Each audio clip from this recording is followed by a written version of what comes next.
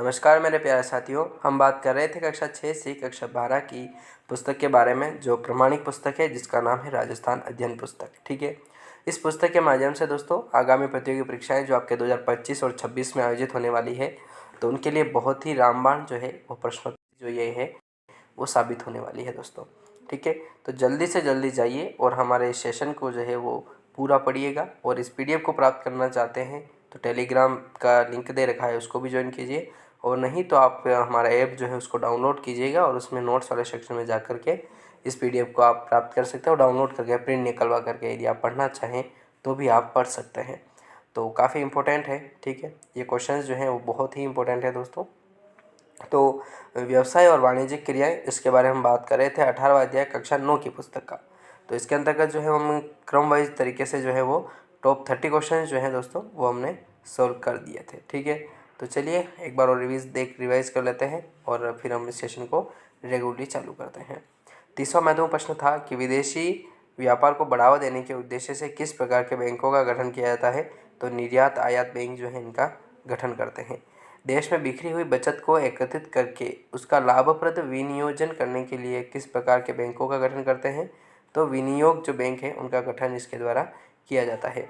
पश्चिमी देशों में सामान्य बचत को प्रोत्साहित करने का कार्य किस प्रकार के बैंकों के द्वारा होता है।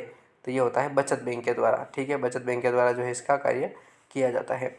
33वां प्रश्न है कि द्वितीय विश्व युद्ध के बाद बिगड़ी हुई अर्थव्यवस्था को सुधारने के लिए किस बैंक का गठन हुआ था। तो अंतर्राष्ट्रीय जो बैंक है उसका गठन किया जाता है।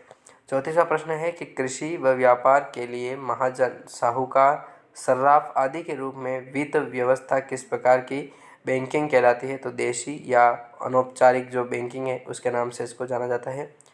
किसी निश्चित या आदेशित व्यक्ति को मांग पर देय राशि के लिए किसी बैंक को दिया गया शर्त रहित लिखित आदेश क्या कहलाता है। तो उसे चेक के नाम से जो है वो जाना जाता है, चेक। ठीक है, मतलब शर्त रहित जो लिखित कार्य आदेश होता है ना उसे।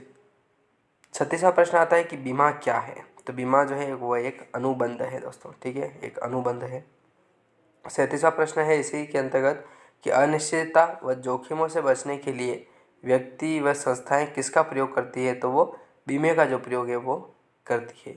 वह व्यक्ति या संस्था जो बीमित को निश्चित अंशदान या प्रीमियम का भुगतान करते हुए वे भविष्य के जोखिमों के प्रति क्षतिपूर्ति का वचन देता है, तो उसे क्या कहते हैं।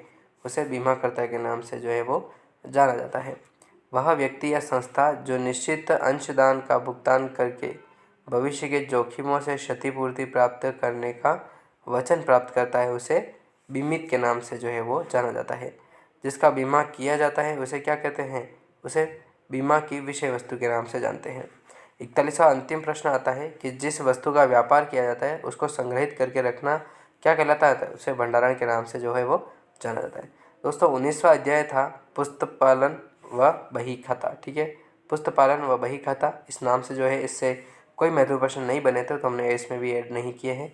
20वां अध्याय है आपदा और प्रबंधन। इसके अंतर्गत भी हमने किसी भी प्रश्नों को जो है वो ऐड नहीं किया है। सड़क सुरक्षा मिशन भी हमने इसमें ऐड नहीं किया है, क्योंकि प्रश्न जो है वो प्रतियोगी परीक्षाओं में इनसे नहीं पूछे जाते हैं। ठीक है, तो अगली पुस्तक आ जाएगी अपने कक्षा 9 की पुस्तक के बारे में बात करेंगे, जो काफ़ी इंपॉर्टेंट होने वाली है। तो चलिए आज इस सेशन को यहीं पर समाप्त करते हैं। मिलते हैं नेक्स्ट वीडियो में, तब तक के लिए जय हिंद।